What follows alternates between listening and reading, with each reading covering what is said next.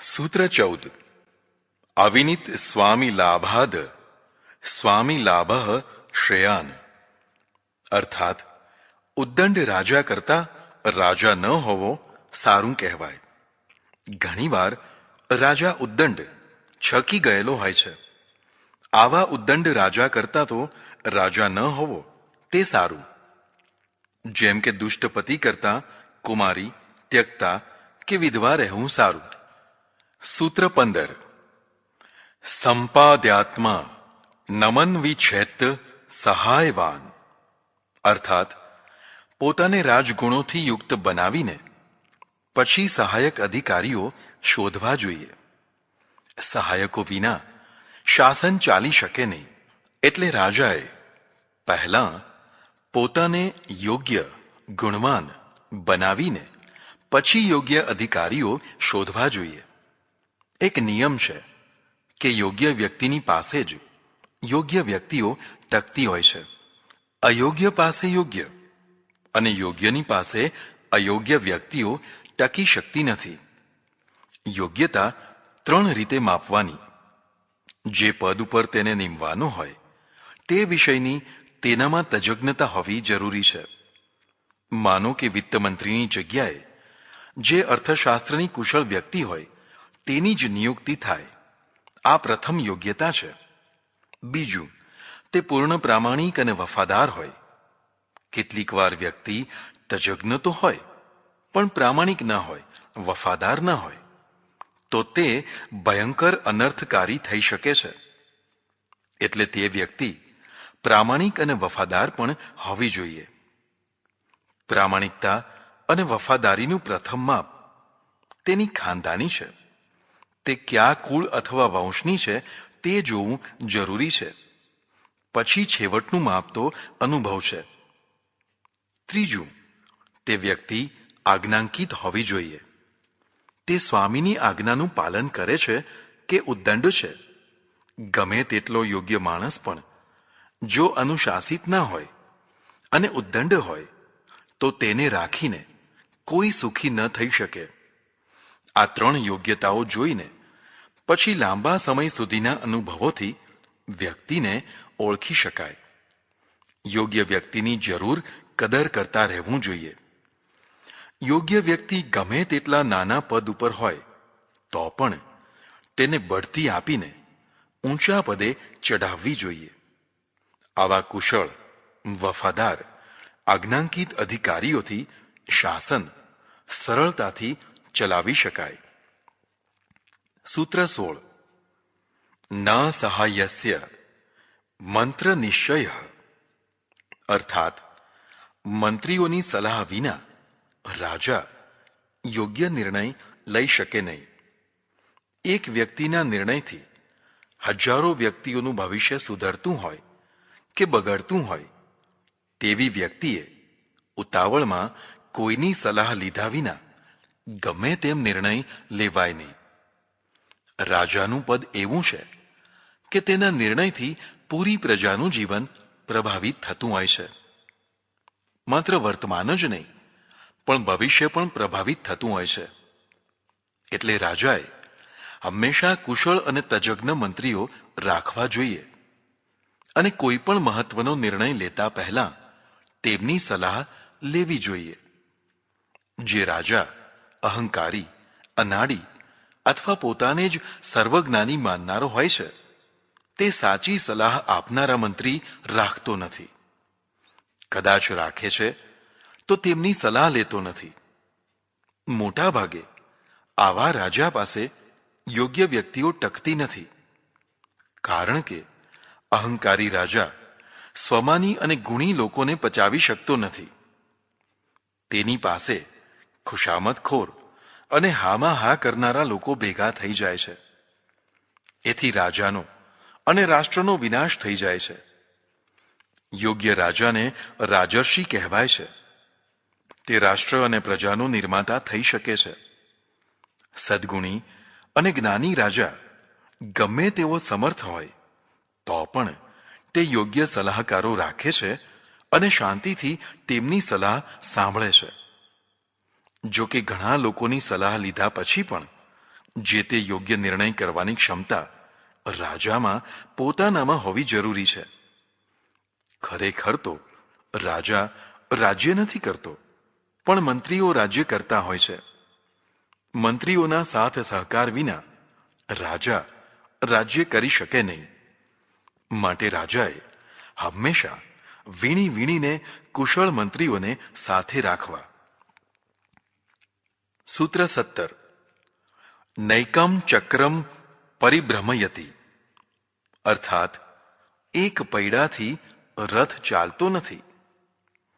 એકલો રાજા કેવી રીતે રાજ્ય ચલાવી શકતો નથી તેનું ઉદાહરણ ઋષિ ચાણક્ય આ પ્રમાણે આપે છે કે રથ ગમે તેટલો સુંદર અને મજબૂત હોય, પણ જો તેને માત્ર એક જ પૈડું હોય તો ચાલી શકે નહીં.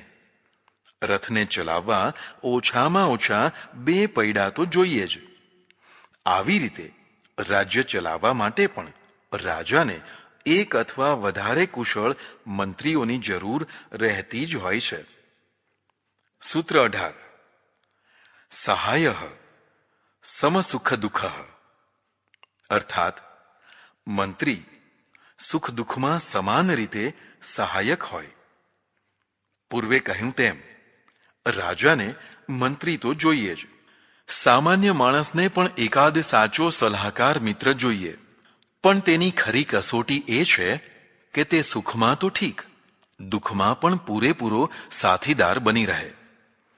ઘણા લોકો એવા હોય છે કે સુખના સમયમાં તો સાથીદાર થઈ જતા હોય છે, પણ જરાક વિપત્તિ આવતા ખસી જાય છે. તેઓ સુખના તો ભાગીદાર થતા હોય છે, પણ દુઃખના ભાગીદાર નથી થતા. આવા મંત્રીઓ કે મિત્રો ખરા સમયે દગો દેનારા બની જતા હોય છે. પ્રત્યેક રાજાને થોડા સમય માટે પણ ખરાખરીનો સમય આવતો હોય છે. તે સમયે સાચા ખોટાની પરીક્ષા થતી હોય છે. આવી પરીક્ષા વિના માણસ હીરો છે કે પથ્થરો છે તેની ખબર પડતી નથી. એટલે સુખ દુઃખ બંનેમાં સાથ આપનાર વફાદાર વ્યક્તિને મંત્રી બનાવવી. સૂત્ર 19. માની પ્રતિમાની નમાત્મની દ્વિતીયમ મંત્રમુત્પાદયેત, અર્થાત કુશળ રાજાએ પક્ષ વિપક્ષ બંનેને પૂરેપૂરા સાંભળીને પછી જ યોગ્ય નિર્ણય લેવો જોઈએ. રાજા પાસે જે જટિલ પ્રશ્નો આવે, ખાસ કરીને મંત્રીઓના પરસ્પરના અથવા અધિકારીઓના પરસ્પરના અથવા પ્રજાના પરસ્પરના જટિલ અને ભાવુકતાભર્યા પ્રશ્નો હોય, તેનો ઉગ્રતાથી ઉતાવળિયો નિર્ણય લેવો નહીં, પણ બંને પક્ષોને પૂરેપૂરા સાંભળી સમજીને પછી જ નિર્ણય લેવો. રાજવહીવટ કે બીજો કોઈ પણ વહીવટ કરવો હોય તો ઘણા પદાધિકારીઓ રાખવા પડતા હોય છે. વળી જ્યાં ઘણા પ્રતિભાશાળીઓ ભેગા થતા હોય છે ત્યાં મતભેદો પણ હોય છે. લાંબા ગાળે આવા મતભેદો મનભેદોમાં બદલાઈ જતા હોય છે. કારણ કે માણસોમાં ઈર્ષ્યા અને દ્વેષની અસર હોય છે. તેમાં પણ વિદ્વાનોમાં ઈર્ષ્યા અને દ્વેષની વૃત્તિ પ્રબળ દેખાતી હોય છે. એકનું પ્રમોશન બીજાને ઈર્ષ્યા પેદા કરાવે છે. તેથી મોટા વહીવટોમાં અંદરો અંદર ખટપટ ચાલતી હોય છે. એકબીજાના પગ ખેંચવા કે ઉતારી પાડવાની પ્રવૃત્તિ વધી જાય તો વહીવટને ભારે નુકસાન થાય. પ્રતિદ્વંદીને ઉતારી પાડવા લોકો ચાડી ચુગલી કરતા થઈ જાય છે. મંત્રીઓ કે અધિકારીઓ રાજા પાસે આવી ચાડી ચુગલી કરે કે કરાવે તો રાજાએ ઉશ્કેરાઈ જવાનું નહીં.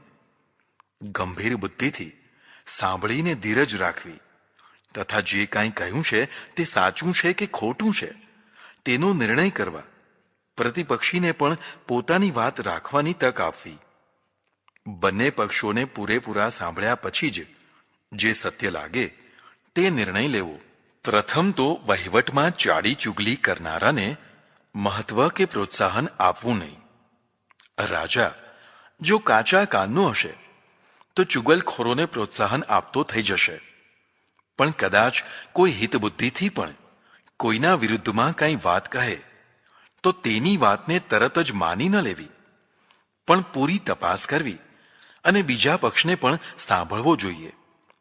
તટસ્થ અને સાચા લોકોની સલાહ લઈને પછી યોગ્ય નિર્ણય લેવો જોઈએ. સૂત્ર 20. અવિનિતમ સ્નેહ માત્રેણ ન મંત્રમ કુર્વિત. અર્થાત અયોગ્ય વ્યક્તિની સાથે ગમે તેટલો સ્નેહ હોય તો પણ તેની સાથે ગુપ્ત મંત્રણા કરવી નહીં. મંત્રીઓની નિયુક્તિમાં કેટલાક ભાઈ સ્થાનો હોય છે જેમાં રાગ તત્વ એક છે. રાજાને કોઈ વ્યક્તિ પ્રત્યે તીવ્ર રાગ હોય અથવા રાણીને આવો રાગ હોય, પણ તેવી વ્યક્તિ જો યોગ્ય ન હોય, ગંભીરતા કે ઊંડાણ ન હોય, તો તેને મંત્રી બનાવવી નહીં કે પછી તેની સાથે મહત્વની કોઈ ગુપ્ત મંત્રણા કરવી નહીં, કારણ કે તેનામાં ગંભીરતા કે ઊંડાણ ન હોવાથી તે વાતને પચાવી નહીં શકે. તેથી રાજા અને રાષ્ટ્રને હાનિ પહોંચાડી દેશે. રાજાને અને રાણીને પોતાના પરિવાર પ્રત્યે સ્વાભાવિક રીતે જ રાગ હોય છે. આવા રાગના કારણે કેટલીક વાર અતિ મહત્વના પદો ઉપર તે પોતાના પ્રિય માણસને ગોઠવી દેતા હોય છે અથવા ગોઠવી દેવા ભલામણ કે દબાણ કરતા હોય છે. આવી રાગવાળી વ્યક્તિ અયોગ્ય હોય તો તેને મહત્વના પદ ઉપર સ્થાપિત કરાય જ નહીં. પણ કદાચ તેવી વ્યક્તિ યોગ્ય હોય તો પણ તેને મહત્વના પદથી દૂર રાખવી જોઈએ.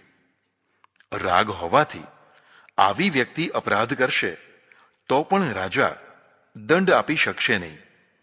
તેના પ્રમાદ અને આળસને રાજા સહન કરી લેશે. જો તે લાંચ રૂશ્વત લેતી થઈ જશે તો પણ રાજા તેનો બચાવ કરશે. બીજા મંત્રીઓ કે અધિકારીઓ તેનાથી ભય પામીને તેની ખોટી વાતોનું પણ સમર્થન કરતા થઈ જશે. આ તો રાજાનો કે રાણીનો સગો છે એવું માનીને તેના દબાયેલા રહેશે, જેથી રાજવહીવટ બગડવા લાગશે. ખરેખર તો રાજાએ, ન્યાયાધીશોએ અને સાધુ સંતોએ પોતાના પૂર્વાશ્રમના પારિવારિક સભ્યોને દૂર રાખવા જોઈએ, કારણ કે આ બધા ઉપર કુદરતી રીતે જ રાગ હોય છે. લોહીનો સંબંધ બહુ પ્રબળ હોય છે. જો આવા લોકો વહીવટમાં દખલ કરતા થઈ જશે તો રાજાની સ્વચ્છતા નહીં રહી શકે. કેટલીક વાર તેની જાણમાં તો કેટલીક વાર તેની અજાણમાં આ લોકો એવા કામો કરશે કે રાજાને નીચું જોવું પડશે અને રાજ્ય વહીવટ કથળી જશે. રાજાએ તો જે તે પદો ઉપર અત્યંત યોગ્ય વ્યક્તિને જ નીમવાની હોય, તો જ રાજ્ય સુરક્ષિત રહી શકે. રાજાની માફક સાધુ સંતોએ પણ પોતાના પૂર્વાશ્રમીઓ પ્રત્યે રક્ત સંબંધ હોવાથી રાગવશ થઈને ધર્મસ્થાનોમાં, ટ્રસ્ટોમાં કે વહીવટમાંથી દૂર રાખવા જોઈએ. જો સાધુઓ પૂર્વાશ્રમ રાગી થઈ જશે તો ધર્મસ્થાનની સંપત્તિ તેમના નામે કરી દેશે. આવી રીતે ઘણા મઠો, મંદિરો અને ટ્રસ્ટો અયોગ્ય લોકોના હાથમાં પડી ગયા છે. ખરેખર તો સાધુ સંતોને મળેલી સંપત્તિ પ્રજાની છે. તેનો ઉપયોગ પ્રજાના કાર્યોમાં થવો ઘટે. પણ જો સાધુ સંતો સગાવાદી થઈ જશે તો સંપત્તિનો ભયંકર દુરુપયોગ થતો થઈ જશે. ઘણા લોકો પહેલા પુષ્કળ સંપત્તિ અને અનુયાયી ભેગા કરે, પછી ઈશ્વરની જગ્યાએ પોતાની પૂજા કરાવી વ્યક્તિ પૂજા કરાવે, પછી પોતાના વંશને જ ઉત્તમ વંશ ગણાવી વંશ પૂજા કરાવે, જેથી અયોગ્ય માણસો પણ પૂજાતા થઈ જાય. આથી ધર્મ અને પ્રજાને મોટી હાનિ થાય. આવા વ્યક્તિવાદી, સગાવાદી, વંશવાદી ધર્મ પુરુષો પ્રજાની સંપત્તિનો તીવ્ર રાગના કારણે નાશ કરતા થઈ જાય છે અને અનુયાયીઓને ગુમરાહ કરી પથભ્રષ્ટ કરતા હોય છે. યોગ્ય શાસકોએ તથા યોગ્ય ધર્માચાર્યોએ પોતાના પૂર્વાશ્રમી સગાઓને દૂર રાખવા જરૂરી છે. સૂત્ર 21. શ્રુતવંતમુપધા શુદ્ધમ મંત્રીણમ કુર્વિત, અર્થાત જે શ્રોત્રિય હોય અને ગુપ્ત પરીક્ષામાં ઉત્તીર્ણ થઈ હોય તેવી કુશળ વ્યક્તિને જ મંત્રી બનાવવી. રાજાએ રાગવશ પોતાના સગા કે સ્નેહીજનોને મંત્રી ન બનાવવા તે વાત કહ્યા પછી હવે કેવી વ્યક્તિને મંત્રી બનાવવી તે કહે છે, જેને શાસ્ત્રોનું બહોળું જ્ઞાન હોય. અહીં શાસ્ત્ર શબ્દનો અર્થ તે વિષયોનું જ્ઞાન. જેમ કે કોઈને યુદ્ધમંત્રી કે રક્ષામંત્રી બનાવવો છે, તેનામાં યુદ્ધશાસ્ત્રનું ઊંડાણભર્યું જ્ઞાન હોવું જરૂરી છે. પુસ્તકો વાંચી જવા માત્રથી પૂરું જ્ઞાન થતું નથી, એટલે શ્રોત્રિય શબ્દનો પ્રયોગ કરાયો છે. તેણે અનેક અનુભવી જ્ઞાની વ્યક્તિઓ પાસેથી તે વિષયનું ઊંડાણપૂર્વક જ્ઞાન સાંભળ્યું હોય. પુસ્તકો વાંચીને થયેલા જ્ઞાનને ચર્ચાના દ્વારા રિફાઇન કરવું જરૂરી હોય છે. માત્ર પુસ્તકીયું જ્ઞાન વ્યક્તિને વેદિયા બનાવે છે, એટલે બહોળી ચર્ચા વિચારણા અને અનુભવો કરવા પણ જરૂરી હોય છે. આવી વ્યક્તિને જ તે મહત્વના પદની જવાબદારી આપવી જોઈએ. માત્ર કોઈ વ્યક્તિ વિદ્વાન કે તજજ્ઞ હોય એટલું જ પર્યાપ્ત નથી, પણ તે વિશ્વાસુ અને વફાદાર પણ હોવી જોઈએ. વિશ્વાસ અને વફાદારી કાર્યોથી જણાય છે, એટલે આવી વ્યક્તિને ગુપ્ત રીતે નાણવી પણ જોઈએ. આપણે ત્યાં પૈસાને નાણાં કહેવાય છે. પહેલા નોટો ન હતી, ચાંદીના રૂપિયા હતા, જેમને સાચા ખોટા જાણવા માટે પથરા ઉપર પછાડીને નાણવામાં આવતા. જેમ નાણાંને નાણવા પડે તેમ માણસોને પણ નાણવાથી સાચા ખોટાની ખબર પડતી હોય છે. બરાબર નાણી લીધા પછી જ મંત્રીની સાથે ગુપ્ત મંત્રણા કરવી. ફૂટી ગયેલા મંત્રીઓએ જેટલું નુકસાન રાષ્ટ્રનું કર્યું છે તેટલું બીજા કોઈએ નથી કર્યું. સૂત્ર 22. મંત્રમૂલાહ સર્વારંભાહ, અર્થાત બધા મહત્વના આરંભો મંત્રણા કર્યા પછી જ કરવા જોઈએ. રાજવહીવટને બે ભાગમાં વહેંચી શકાય. 1. સામાન્ય રોજિંદો વહીવટ, જેને તે વિભાગના અધિકારીઓ પોતાના વિવેક પ્રમાણે કરતા હોય છે. 2. અસામાન્ય કાર્યો, રાજાએ પોતે કરવાના હોય છે. અસામાન્ય કાર્યો પણ જો મંત્રીઓ કે અધિકારીઓને સોંપી દેવામાં આવે તો રાજ્યમાં નોકરશાહી ચાલુ થઈ જશે. એટલે રાજાએ પ્રતિદિન પૂરતો સમય કાઢીને અસાધારણ નિર્ણયો તથા કાર્યો કરવા જોઈએ. રજવાડા અને પેઢીઓનો ઉચ્છેદ ત્યારે થતો હોય કે જ્યારે રાજા કે શેઠ વ્યસની, વિલાસી, આળસુ અને પ્રમાદી થઈ જતા હોય છે. એટલે રાજાને જીતેન્દ્રિય રાજર્ષિ કહ્યો છે. નિશ્ચિત સમયે તે વિભાગના મંત્રીઓને તથા પ્રધાનમંત્રીને ફાઇલો સાથે બોલાવીને પૂરતી મંત્રણા કરીને રાજાએ જે તે નિર્ણયો લેવા જોઈએ. એટલું જ નહીં, આવા નિર્ણયો ક્રિયાન્વિત થયા કે નહીં તેની પણ તકેદારી રાખવી જોઈએ. સૂત્ર 23. મંત્ર રક્ષણે કાર્ય સિદ્ધિર્ભવતી, અર્થાત મંત્રનું રક્ષણ કરવાથી કાર્યની સિદ્ધિ થતી હોય છે. માત્ર મંત્રણા કરવી એટલું જ પર્યાપ્ત ન કહેવાય, પણ મહત્વની મંત્રણાઓ ગુપ્ત પણ રહે તે જરૂરી છે. જેના પેટમાં વાત ન ટકે તે મંત્રી થવાને યોગ્ય નથી. જે કાચા કાનનો હોય તે રાજા કે મંત્રી થવાને લાયક ન કહેવાય. જે વાતને પચાવી શકે, મરી જાય પણ અયોગ્ય જગ્યાએ પ્રગટ ન કરે તે જ મંત્રી કહેવાય. તે જ રાષ્ટ્રના હિતની સાચી મંત્રણા કરી શકે. સૂત્ર 24. મંત્ર વિસ્તરાવી કાર્ય નાશયતી, અર્થાત ગુપ્ત મંત્રણાને ફોડી દેવાથી કાર્ય નષ્ટ થઈ જાય છે. ગુપ્ત મંત્રણા બે રીતે ફૂટી જતી હોય છે. એક તો મંત્રણા કરનારા છીછરા હોય, અને બીજું શત્રુઓના ગુપ્તચરોનો પગ બેસારો વધી ગયો હોય તો. પૂર્વે કહ્યું તેમ છીછરા માણસને તો મંત્રી બનાવી જ ન શકાય. જે ધીર ગંભીર હોય તેને જ મંત્રી બનાવાય. પણ રાજા અને મંત્રી બંને ધીર ગંભીર હોય તો પણ શત્રુ પક્ષના ગુપ્તચરો યુક્તિ પ્રયુક્તિ કરીને ગુપ્ત વાત જાણી લેતા હોય છે. આજે તો ઇલેક્ટ્રોનિક વસ્તુઓથી પણ ગુપ્તચરી કરી શકાતી હોય છે. તેનાથી બહુ જ સાવધાન રહેવાની જરૂર હોય છે. રાજાએ એક જ જગ્યાએ મંત્રણા કરવી નહીં, સ્થાનો બદલતા રહેવું. પૂર્વ નિર્ધારિત સ્થાનને ઓચિંતાનું બદલી નાખવું અથવા બને તો ખુલ્લી જગ્યાએ મંત્રણા કરવી, જેથી દૂર દૂર સુધી કોઈ સંતાયું હોય તો જાણી શકાય. ખજાનાની ગુપ્તતા કરતાં પણ વાતની ગુપ્તતા વધારે હોય છે. જો વાત ફૂટી જાય તો મહત્વનું કાર્ય નષ્ટ થઈ જાય છે. માટે રાજાએ જાણભેદુઓ, ગુપ્તચરો તથા છીછરા મંત્રીઓથી સાવધાન થઈને મંત્રણા કરવી. સૂત્ર 25. પ્રમાદાદ દ્વિષતા વશમુપયાસ્યતિ. અર્થાત પ્રમાદ કરવાથી શત્રુઓ સુધી વાત પહોંચી જાય છે, જેથી યોજના નષ્ટ થાય છે. મંત્રણા બે પ્રકારની હોય છે. એક તો નજીકના ભવિષ્યમાં કાર્ય કરવાની અને દૂરના ભવિષ્યની યોજનાની, જેમાં તરત જ અથવા નજીકના સમયમાં કાર્ય કરવાનું હોય તે મંત્રણા ફૂટવાની સંભાવના ઓછી રહે છે. કારણ કે મંત્રણા કરી કે તરત જ કાર્ય કરવાનું હોવાથી મંત્રણા ફૂટવાનો સમય ઓછો રહે છે.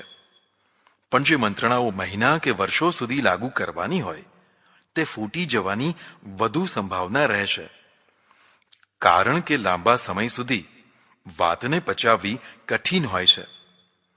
ખાસ કરીને દારૂ વગેરે વ્યસનો કરનારા મંત્રીઓ ક્યારે કોની આગળ શું બકી દે તે કહેવાય નહીં. માટે દૂરના ભવિષ્યની મંત્રણાઓ કરવી નહીં, અને કરવી તો ભારે સાવધાની રાખીને કરવી. સૂત્ર 26. સર્વદ્વારેભ્યો મંત્રો રક્ષિતવ્ય. અર્થાત બધા દ્વારો બંધ કરી અને મંત્રણા કરવી. મંત્રણા ફૂટી જવાની જેટલી શક્યતાઓ હોય તે બધાથી સાવધાન રહીને મંત્રણા કરવી. અહીં દ્વારનો અર્થ શત્રુ પક્ષને પેસી જવાની શક્યતાનો નિર્દેશ છે. ખાસ કરીને મંત્રણા કક્ષમાં નોકર ચાકરને પ્રવેશવા ન દેવા. બહુ જ ધીમા સ્વરથી વાતો કરવી. પ્રવાસના સમયે રથનો સારથી કે ગાડીનો ડ્રાઈવર વાતો ન જાણી લે તેની કાળજી રાખવી. લોભી લાલચુ નોકરો જલ્દી ફૂટી જતા હોય છે, તેમનાથી સાવધાન રહેવું. સૂત્ર 27. મંત્ર સંપદા રાજ્યમ વર્ધતે. મંત્ર સંપત્તિ દ્વારા રાજ્યની વૃદ્ધિ થાય છે. રાજાની પાસે કેટલીય સંપત્તિ હોય છે, જેમ કે ધન સંપત્તિ, બળ સંપત્તિ, જન સંપત્તિ, ખનિજ સંપત્તિ, સમુદ્ર સંપત્તિ, શસ્ત્ર સંપત્તિ વગેરે. પણ આ બધી સંપત્તિઓની સાથે જો મંત્ર સંપત્તિ ના હોય તો બધી સંપત્તિઓ ખરા સમયે વ્યર્થ થઈ જાય. મંત્ર સંપત્તિ એટલે ગુપ્ત મંત્રણા કરવાની શક્તિ અને તેને ગુપ્ત રાખીને કાર્યરત કરવાની ક્ષમતા. ગુપ્ત મંત્રણા દ્વારા રાજા એક તરફ તો પોતાની સંપત્તિનું રક્ષણ કરી શકે છે, તો બીજી તરફ પાડોશી રાજ્યોમાં રિક્ત થયેલી રાજશક્તિનો લાભ ઉઠાવીને પોતાના રાજ્યના સીમાડા વધારી શકે છે. પાડોશી રાજ્યોમાં ખટપટો થયા કરતી હોય છે, તેની જાણ રાજાને હોવી જરૂરી છે. પોતાને ત્યાં શું થઈ રહ્યું છે તેની જાણ તો હોવી જ જોઈએ. સાથે સાથે પાડોશમાં શું થઈ રહ્યું છે તેની જાણ પણ રાજાને હોવી જોઈએ. પાડોશમાં લાગેલા અગ્નિની જાણ ન હોય તો તે અગ્નિ પોતાના રાજ્યને પણ લાગી શકે છે. તેથી ગુપ્ત મંત્રણા દ્વારા રાજા ચારે તરફની પરિસ્થિતિથી જાણકાર રહે. એટલું જ નહીં, જ્યાં રાજસત્તાનું ખાલીપણું હોય ત્યાં પ્રવેશ કરી દે. જો તે પ્રવેશ નહીં કરે તો રિક્ત જગ્યાએ શત્રુ રાજા પ્રવેશ કરી દેશે, જેથી તે બળવાન થઈ જશે. માટે ગુપ્ત મંત્રણા દ્વારા સતત સાવધાન રહે અને રાજ્ય વૃદ્ધિની તકોનો લાભ ઉઠાવી રાજ્યની વૃદ્ધિ કરતો રહે. સૂત્ર 28. શ્રેષ્ઠ તમામ મંત્રગુપ્તી માહુહ, અર્થાત મંત્રગુપ્તીને સૌથી શ્રેષ્ઠ કહી છે. પ્રથમ તો ગુપ્ત મંત્રણા કરવાની ક્ષમતા હોય અને પછી તેને ક્રિયાન્વિત કરવાનું સામર્થ્ય હોય. આવી મંત્રણા સૌથી શ્રેષ્ઠ કહેવાય છે. સૂત્ર 29. કાર્યાંધસ્ય પ્રદીપો મંત્ર.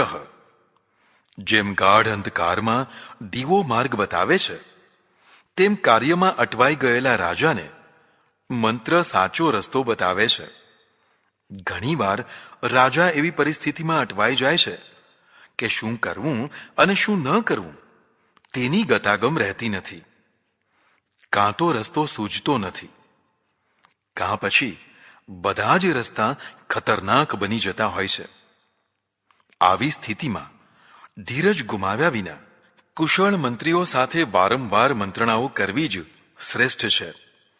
આવી મંત્રણાથી કોઈને કોઈ રસ્તો નીકળી આવતો હોય છે. ખરેખર તો આવી મંત્રણા જ માર્ગદર્શક દીવો બની જતી હોય છે. સૂત્ર 30.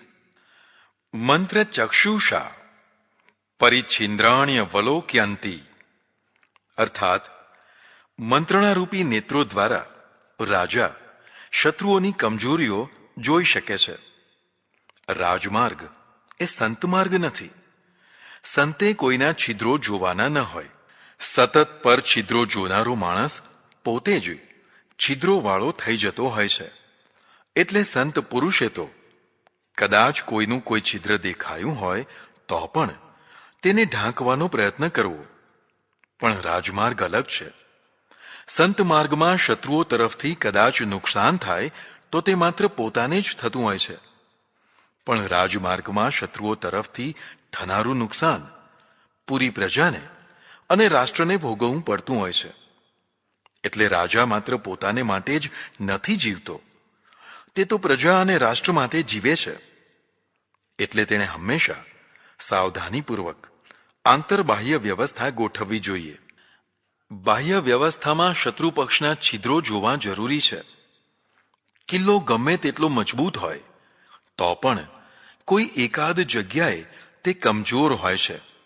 આ કમજોર જગ્યાને શોધી કાઢી ત્યાં પ્રહાર કરવાથી રાજાનો વિજય થાય છે.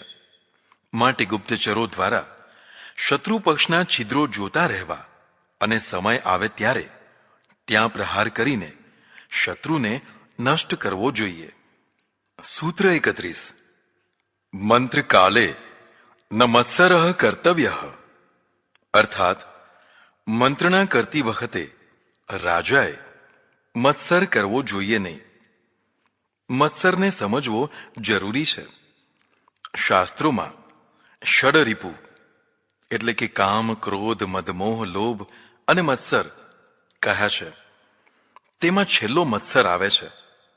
સતત પોતાની શ્રેષ્ઠતાનું ભાન અને બીજાની હીનતાનું જ્ઞાન થતું રહે એટલે માણસમાં એક પ્રકારનો નશો ઉત્પન્ન થાય. અહંકાર દશામાં આ નશો વ્યક્ત થઈ જાય. પણ મત્સર દશામાં આવો નશો હોવા છતાં પણ વ્યક્ત ન થાય. તે અંદરને અંદર રહીને વ્યક્તિને મદહોશ બનાવતો રહે. આવી વ્યક્તિ બાહ્ય વ્યવહારમાં વિનય, વિવેક, નમ્રતા વગેરે બધું જ બતાવે, પણ અંદરથી પોતાને જ સર્વોચ્ચ માને. તેના પરિણામે તે ગુણગ્રાહી ન થઈ શકે. કોઈની સાચી અને હિતકારી વાતને પણ સ્વીકારી ન શકે.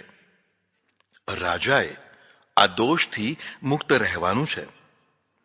મંત્રણામાં નાના માણસની પણ યોગ્ય અને ઉચિત વાત માનવાની છે.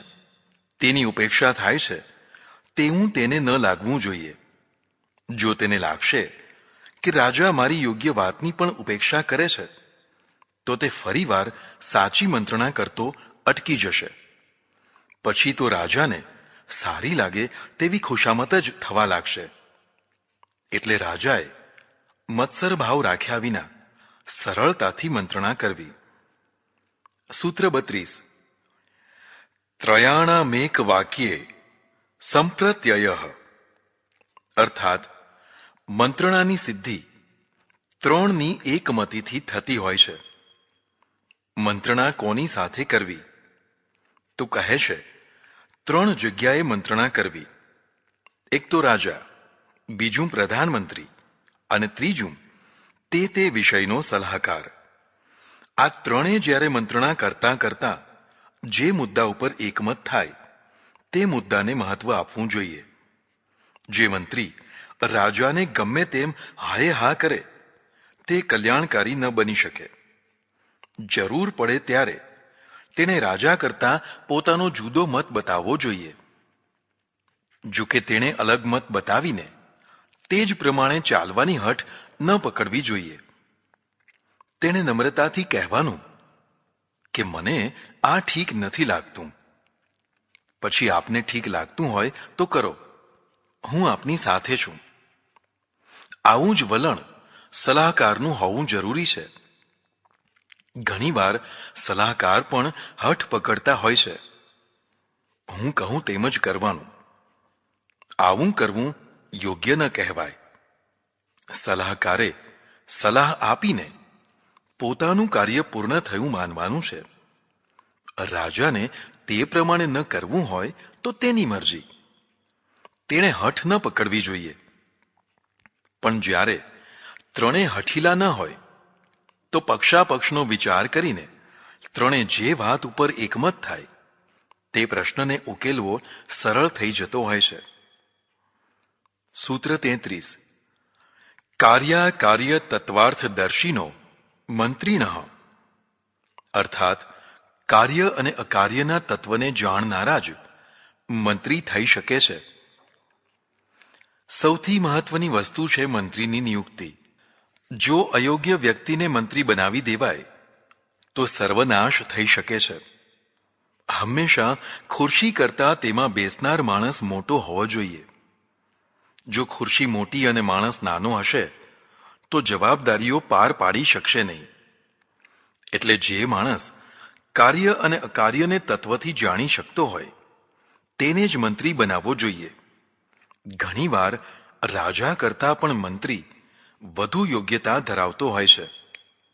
જેમ શેઠ કરતા મુનિમ, ગુરુ કરતા શિષ્ય અને પતિ કરતા પત્ની વધુ યોગ્ય હોય છે, તેમ રાજા કરતા પણ પ્રધાનમંત્રી વધુ યોગ્યતા ધરાવતો હોવો જોઈએ. પણ આવી વધુ યોગ્યતાનો મંત્રી કે મુનિમને, શિષ્ય અને પત્નીને ઘમંડ ન થવો જોઈએ. જો ઘમંડ થશે તો તે રાજા વગેરેને તુચ્છ માનતા થઈ જશે. પરિણામે રાજા વગેરે તેમનો ત્યાગ કરશે. એટલે વધુ યોગ્યતાની સાથે નમ્રતા અને વિનય વિવેકમાં વાંધો ન આવવો જોઈએ. બીજા પક્ષે રાજા વગેરેએ પણ પોતાના મંત્રી વગેરેની વધુ યોગ્યતાને અહોભાવથી સ્વીકારવાની. તેને એમ થવું જોઈએ કે ધન્ય છે, મને આવા મહાન મંત્રી વગેરે મળ્યા. આવા વલણથી રાજા વગેરે પૂરેપૂરા લાભાન્વિત થઈ શકશે અને મંત્રી વગેરે લાંબા સમય સુધી ટકીને રહી શકશે. સૂત્ર 34. ષટકર્ણાદ ભિદ્યતે મંત્ર, અર્થાત 6 કાનથી મંત્ર ફૂટી જાય છે. મંત્રણા માત્ર 2 જ વ્યક્તિઓમાં થવી હિતાવહ છે. જો ત્રીજો માણસ પણ મંત્રણામાં સામેલ થશે તો 6 કાન થવાથી મંત્રણા ફૂટી જઈ શકે છે. મંત્રણા ફૂટે તો પેલો કહે કે પેલાએ કહ્યું, મેં નહીં. આવી રીતે કોઈ જવાબદારીનો સ્વીકાર નહીં કરે. માટે બને ત્યાં સુધી 6 કાનને ભેગા ન કરવા. સૂત્ર 35. આપત્સુ સ્નેહ સંયુક્તમ મિત્રમ. કપરા કાળમાં સ્નેહ બતાવનાર જ સાચો મિત્ર છે. મિત્ર તો હોવો જોઈએ, પણ સાચો અને ખોટો મિત્ર પ્રસંગ આવ્યે જ ઓળખાતો હોય છે. આપત્તિ કાળમાં ખોટા મિત્રો ખસી જતા હોય છે અથવા પ્રતિપક્ષમાં ભળી જતા હોય છે. જ્યારે સાચો મિત્ર ગમે તેવી આપત્તિમાં પણ પૂરા સ્નેહ સાથે સહાય કરવા અડીખમ થઈને ઊભો રહે છે આ જ તેની કસોટી છે. સૂત્ર 36. મિત્ર સંગ્રહણે બલમ સંપદ્યતે. સાચા મિત્રોથી રાજા બળવાન બને છે. સાચા મિત્રોથી વ્યક્તિ કે રાજા બળવાન થતા હોય છે. મિત્ર વિનાનો તટસ્થ નીતિથી રાજા દુર્બળ થતો હોય છે. માટે સાચા મિત્રો વધારવા જોઈએ. સૂત્ર 37. બલવાન લબ્ધ લાભે પ્રયતતે. અર્થાત સમર્થ બળવાન રાજા અપ્રાપ્ય લાભ માટે સતત પ્રયત્નશીલ રહેતો હોય છે. નીતિકારે કહ્યું છે કે અસંતુષ્ટા દ્વિજા નષ્ટાહ સંતુષ્ટાશ્ચ મહિર્ભૃતાહ. અર્થાત અસંતોષી બ્રાહ્મણ અને સંતોષી રાજાનો નાશ થઈ જાય છે. બ્રાહ્મણનું બ્રાહ્મણત્વ જ્ઞાન અને વૈરાગ્યથી દીપતું હોય છે. એટલે તેણે હંમેશા યથાલાભ સંતુષ્ટ થઈને રહેવું જોઈએ.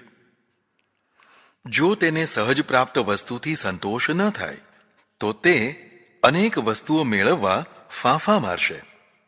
આથી તેનું દ્વિજત્વ નષ્ટ થઈ જશે. તે નિસ્તેજ થઈ જશે.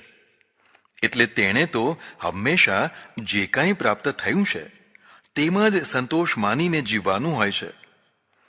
પણ આવો જ આદર્શ રાજા માટે ન હોય. રાજાએ તો વધુને વધુ મેળવવાનો આદર્શ રાખવો જોઈએ. જો સિકંદરે બ્રહ્મ સંતોષ રાખ્યો હોત તો તે વિશ્વ વિજયી ન થઈ શક્યો હોત. જો અંગ્રેજોએ ઇંગ્લેન્ડમાં જ સંતોષ માની લીધો હોત તો પૂરા વિશ્વ ઉપર તે રાજ્ય કરી શક્યા ન હોત. આ બધા વિશ્વ વિજયી લોકો રાજવૃદ્ધિ કરવા માટે બહાર નીકળી પડ્યા અને મહાન સમ્રાટો બન્યા. જો તેઓ બહાર ન નીકળ્યા હોત તો પોતાનું જે છે તેને પણ સાચવી ન શક્યા હોત. ભારતનું આવું જ થયું. ભારતના રાજાઓ ખૈબર બોલન ઘાટની પેલે પાર ન ગયા. તેથી પેલી પારના લોકો ભારત ઉપર ચઢી આવ્યા અને એક પછી એક રજવાડાઓને હરાવીને ભારત ઉપર રાજ કરતા થઈ ગયા.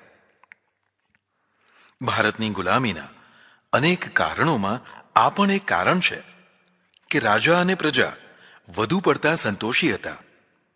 આ અતિ સંતોષનું કારણ યતિ ધર્મની પ્રધાનતા કહી શકાય. ધર્મની લગામ ઋષિઓ પાસેથી સાધુઓ પાસે ગઈ. સાધુઓ ત્યાગ વૈરાગ્ય પ્રધાન જીવનને જ મહત્વ આપતા. સાહસ, શૌર્ય, આક્રમણ, અસંતોષ અને વિકાસનો પણ તેઓ વિરોધ કરતા હતા. જેથી રાજા અને પ્રજા મહત્વકાંક્ષા વિના ન થયા. એથી તેમની રાજકીય ક્ષમતા પૂરેપૂરી ખીલી શકી નહીં. તે સંકુચિત થઈને પોતપોતાના રજવાડામાં જ બેસી રહ્યા. ન તેમણે સમુદ્ર યાત્રા કરી, ન તો પર્વતો પાર કર્યા. પરિણામે પર્વતોની પેલી પારથી અને સમુદ્રની પેલી પારથી શત્રુઓના ધાડે ધાડા અહીં ધસી આવ્યા. જેની સામે પૂરી રક્ષા વ્યવસ્થા કરાઈ નહીં. દેશ વારંવાર લૂંટાતો રહ્યો અને અંતે ગુલામ થઈ ગયો. ચાણક્ય કહે છે કે બળવાન રાજાએ જે છે તેમાં સંતોષ માનીને બેસી રહેવાનું નહીં, પણ જ્યાં શક્તિની રિક્તતા હોય ત્યાં પોતાનો પ્રભાવ વધારવો જોઈએ, જેથી રાષ્ટ્ર બળવાન અને સમૃદ્ધ થાય. સૂત્ર 38. અલબ્ધ લાભો નાલસસ્ય. અર્થાત અપ્રાપ્ત થયેલા મહાન લાભો આળસુ અને અસાહસી રાજાને મળતા નથી. પહેલા કહેલી વાતને ફરીથી કહે છે. જે રાજા આળસુ અને સાહસ વિનાનો હોય છે તેને મહાન સામ્રાજ્ય મળતું નથી. સૂત્ર 39. અલસસ્ય લબ્ધમપી રક્ષિતુમ ન શક્યતે. અર્થાત આળસુ અને પ્રમાદી રાજા પોતાને પ્રાપ્ત થયેલા સામ્રાજ્યને પણ રક્ષી શકતો નથી. સંપત્તિની પ્રાપ્તિ દુર્લભ હોય છે, પણ પ્રાપ્ત થયેલી સંપત્તિનું રાજ્યનું રક્ષણ કરવું તે અત્યંત કઠિન કામ હોય છે. આળસુ અને પ્રમાદી રાજા કર્તવ્યોમાં પૂરું ધ્યાન આપતો નથી હોતો. આવી જ રીતે અત્યંત ભોગી, વ્યસની અને જુગારી રાજા પણ કર્તવ્યોમાં પૂરું ધ્યાન આપી શકતો નથી. તેથી પૂર્વજો દ્વારા પ્રાપ્ત થયેલું રાજ્ય કે સંપત્તિને વધારી તો નથી શકતો, જે છે તેનું પણ રક્ષણ કરી શકતો નથી. આ ઉપરથી ફલિત થાય છે કે રાજાએ આળસ કે પ્રમાદનો ત્યાગ કરી વ્યસની, લંપટ અને જુગારી માણસોથી દૂર રહેવું જોઈએ. સૂત્ર 40. ન ચાલસ્ય રક્ષિતમ વિવર્ધતે. અર્થાત આળસુ રાજા પોતાની રાજ્ય સીમા વધારી શકતો નથી. આળસુ રાજા કર્તવ્યોને સમયસર કરી શકતો નથી. તેથી તે કર્તવ્ય વિમુખ થઈ જાય છે. આવી વ્યક્તિ તક હોવા છતાં પણ પોતાની રાજ્ય વૃદ્ધિ કે ઐશ્વર્ય વૃદ્ધિ કરી શકતી નથી. સૂત્ર 41. ન ભૃત્યાન પ્રેષયતિ. અર્થાત આળસુ રાજા પોતાના નોકર ચાકરને પણ કર્તવ્યોમાં લગાવી શકતો નથી. જે રાજા કર્તવ્ય પરાયણ નથી હોતો તેની પકડ પોતાના અધિકારીઓ ઉપર પણ રહેતી નથી. તેથી અધિકારી વર્ગ પણ કર્તવ્ય વિમુખ થઈ જતો હોય છે. શાસન અધિકારીઓથી ચાલતું હોય છે. જ્યાં અધિકારીઓ ખડે પગે ઊભા રહીને કર્તવ્ય બજાવતા હોય છે ત્યાં જ ઉત્તમ શાસન થઈ શકતું હોય છે. રાજા પોતે જ દિવસના 10 વાગે ઉઠતો હોય તો અધિકારીઓ પરોઢિયે ઉઠે નહીં. પણ જો રાજા પોતે બ્રહ્મ મુહૂર્તમાં ઉઠીને કર્તવ્ય પરાયણ થઈ જતો હોય તો બધા અધિકારીઓ પણ કર્તવ્ય પરાયણ થઈ જાય. એટલે રાજાનું જીવન ઘડિયાળના કાંટા સાથે ચાલતું હોવું જોઈએ. કાર્યરત સ્વામી જ અધિકારીઓને કાર્યરત અને કાર્યનિષ્ઠ રાખી શકે છે. સૂત્ર 42. અલબ્ધ લાભાદિ ચતુષ્ટયમ રાજ્યતંત્રમ. અર્થાત રાજ્યતંત્ર 4 વ્યવસ્થાને આધીન હોય છે. રાજ્ય વ્યવસ્થા સૌથી મહત્વની વ્યવસ્થા છે. તે 4 ભાગમાં વહેંચાયેલી હોય છે. 1. અલબ્ધની પ્રાપ્તિ. 2. પ્રાપ્ત વસ્તુની રક્ષા. 3. ધનનો યોગ્ય ખર્ચ. 4. સરકારી અધિકારીઓના પદો પર સમયસર યોગ્ય વ્યક્તિની નિમણૂક અને તેમની પાસેથી કામ લેવું. જે પ્રાપ્ત થયું નથી પણ પ્રાપ્ત કરવું જરૂરી છે, રાજ્ય માટે હિતાવહ છે, તેને પ્રાપ્ત કરવું જરૂરી છે. આનો અર્થ કોઈનું પડાવી લેવું એવું નથી, પણ રાજ્યનો ખજાનો ભરપૂર રહે તે માટે યોગ્ય પ્રયત્નો સતત કરતા રહેવું જોઈએ. જે પ્રાપ્ત થયું છે તેની કુશળતાથી રક્ષા કરવી પણ જરૂરી છે. આ માટે રાજાએ ધનનો ભંડાર કદી પણ એક જ જગ્યાએ એક જ માણસના હાથમાં રાખવો નહીં. ક્યારે કોની બુદ્ધિ બગડે તે કહી શકાય નહીં. એટલે ધન આદિની રક્ષા કરવા અત્યંત વિશ્વાસુ તથા પૂરો ખાનદાન માણસ જ ખજાનચી બનાવવો. રાજાએ ખજાનાને 2 ભાગમાં રાખવો. 1. રાજ્યનો સત્તાવાર ખજાનો અને 2. પોતાનો અંગત ખજાનો. આપત્તિ કાળમાં અંગત ખજાનો કામ આવી શકે છે.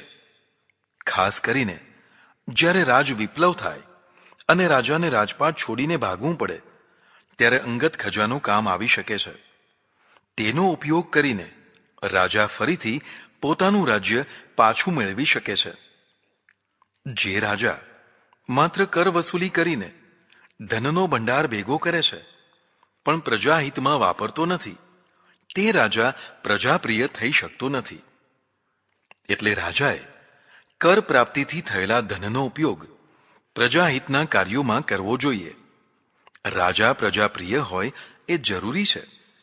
પ્રજાપ્રિય થવા માટે પ્રજાની અડચણો દૂર કરી સગવડો વધારી આપવી જરૂરી છે. રાજ્યની લક્ષ્મીનો ઉપયોગ પ્રજાહિત માટે 2 રીતે વાપરી શકાય. 1. લક્ષ્મીને વધારે તે રીતે, અને બીજું લક્ષ્મી માત્ર વપરાય જાય, વૃદ્ધિ ન થાય. રાજા એવી યોજનાઓ બનાવે કે જેમાંથી ફરી પાછી લક્ષ્મી પેદા થઈ શકે, લોકોનું કામ પણ થાય અને વૃદ્ધિ પણ થાય. જેમ કે માનો કે રાજાએ ધંધા ઉદ્યોગો, બેંકો, લોનો, શેર વગેરે દ્વારા પ્રજાને લાભ આપ્યો, પણ સાથે સાથે તેની આવકમાં પણ વધારો થયો. પૈસાને ઉગાડી શકાય છે. જે રાજાનો વિત્તમંત્રી પૈસાને ઉગાડવાની કળા જાણતો હોય છે તેનો ખજાનો કદી ખૂટતો નથી, વધ્યા જ કરે છે. રાજલક્ષ્મીનો બીજો ઉપયોગ અનુત્પાદક કાર્યોમાં થતો હોય છે. જેમ કે ભિક્ષુકોને, ખુશામતખોરોને, આળસ પ્રમાદમાં ડૂબી રહેતા ભાયાતોને વગેરેને પૈસા આપવાથી તે વપરાઈ જાય છે. સામે કશું ઉત્પાદન થતું નથી.